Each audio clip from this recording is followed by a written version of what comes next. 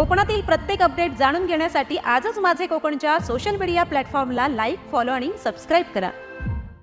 कणकवली शहरात पुन्हा एकदा चोरीची मोठी घटना समोर आली असून जनरेटरची जाड तांब्याची वायर लांबवणाऱ्या चोराला सीसीटीव्हीच्या मदतीने पकडण्यात आलाय।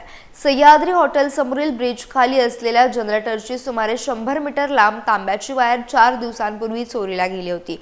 या प्रकरणी मालक विनू महाडिक यांनी सोशल मीडियावर पोस्ट करत चोराचा शोध लावणाऱ्यास बक्षीस जाहीर केले होते। अखेर सीसीटीव्ही फुटेजच्या आधारे कसून शोध घेतला असता उत्तर प्रदेशातील एका भंगार व्यावसायिकाकडे ही चोरीची वायर सापडली आहे। संशयिताने विक्रीच्या उद्देशाने वायरचे तुकडे करून घरात लपवून ठेवले होते।